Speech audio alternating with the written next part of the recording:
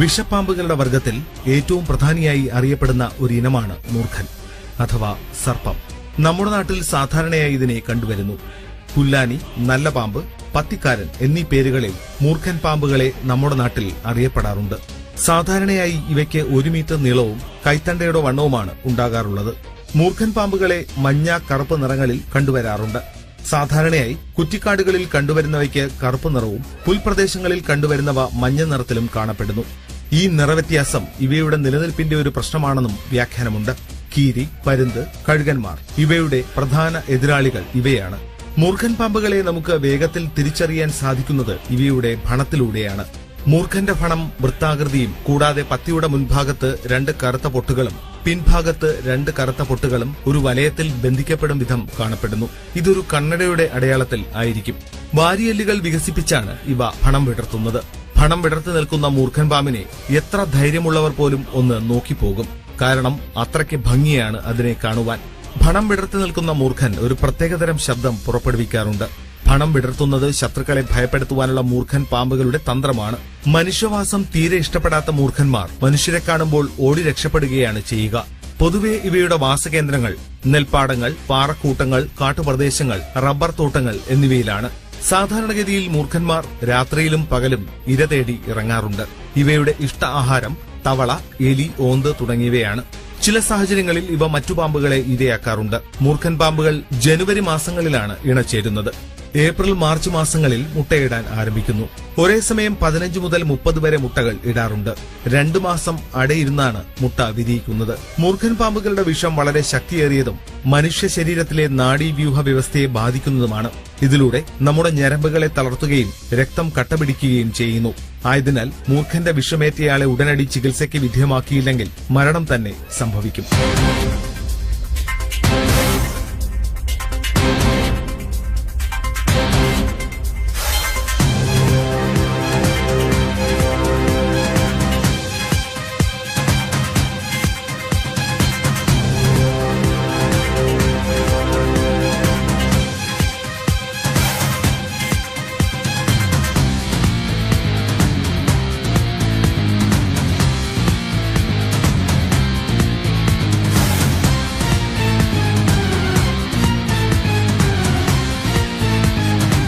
നമ്മളെന്തായാലും നമ്മുടെ രണ്ടാമത്തെ ഘട്ടം നമ്മൾ ഒരിക്കലും പരാജയപ്പെട്ടില്ല. കാരണം നമ്മളൊരു കുറേ അതിഥികളെ കൊണ്ടുവന്നു, അവരെ തുറന്നു വിട്ടറിനെ കുറേ പേര് ഓടി എങ്ങോട്ടൊക്കെ പോയി.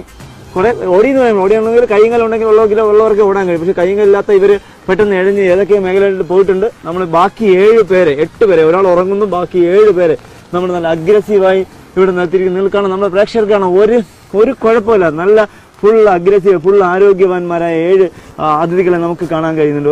ഒരു പ്രശ്നമില്ല. ബാക്കി ഒരുപാട് പേര് ഒത്തിരി പേരുണ്ട്. അവരിപ്പോൾ നമ്മുടെ കാൽപാദത്തിന്റെ അടുത്തോ നമ്മുടെ ഫോറസ്റ്റിന്റെ ഓഫീസർമാരുടെ കാലിന്റെ അടുത്തോ അല്ലെങ്കിൽ നമ്മുടെ പ്രൊഡ്യൂസറിന്റെ അല്ലെങ്കിൽ നമ്മുടെ ക്യാമറമാന്റെ കാലിന്റെ അടുത്തേക്ക് വന്ന സംഭവങ്ങൾ നമ്മൾ തുറന്നു വിട്ടന്നെ അത് ഓടി അവരുടെ അടുത്തേക്കൊക്കെ പോയി. പക്ഷെ അവർ പെട്ടെന്ന് മാറുകയും നമ്മളതിനെ എടുത്ത് മാറ്റുകയും ചെയ്തു. നമുക്കാണ് ഇവരൊക്കെ ഇത് ഒരാളിരിക്കുന്നു, അദ്ദേഹത്തിന് ചട്ടപ്പൊഴിക്കാറായി. ഇദ്ദേഹം നല്ല അഗ്രസീവാണ്. ഇവരൊക്കെ നല്ല അഗ്രസീവായിരിക്കുന്നു. അതുകൊണ്ട് ഇവരെല്ലാം ഇതിൽ കൂടുതൽ ആൾക്കാരും 3 ഫീമെയിൽ മാത്രമേ ഉള്ളൂ. 4 ഫീമെയിൽ, ബാക്കി 3 പേര് മെയിൽ. ഇദ്ദേഹം മെയിലാണ്, ബാക്കി 4 പേര് ഫീമെയിൽ. എന്തായാലും നമ്മുടെ പ്രേക്ഷകർ ഇത്രയും നമ്മൾ കാട്ടിലേക്ക് തുറന്നു വിടുന്ന പാമ്പുകൾ ഇത്രയും പേര് ഇങ്ങനെ പത്തിയെടുത്ത് നിൽക്കുന്നത് കണ്ടിട്ടുണ്ടെന്ന് എനിക്ക് തോന്നുന്നില്ല. നമ്മൾ സാധാരണഗതിയിൽ പാമ്പുകളെ കൊണ്ടുവന്ന് ചാക്കഴിച്ച് ഏതെങ്കിലും ഒരു മേഖലയിലേക്ക് അങ്ങ് തുറന്നു വിടുകയാണ് ചെയ്യുന്നത്.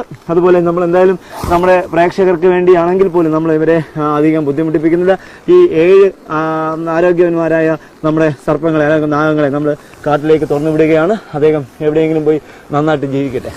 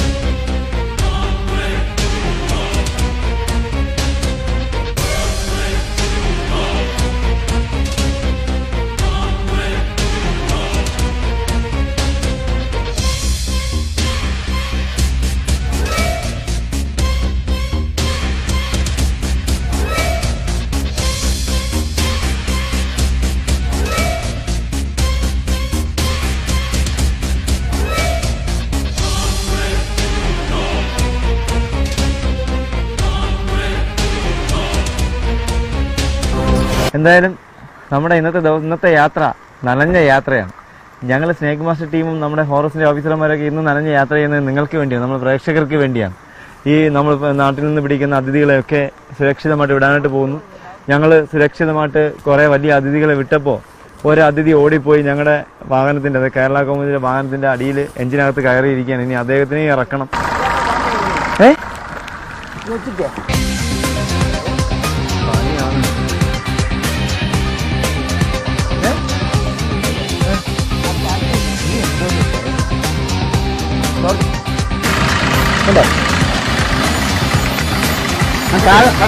താഴോട്ട് ശ്രദ്ധിച്ചോണം.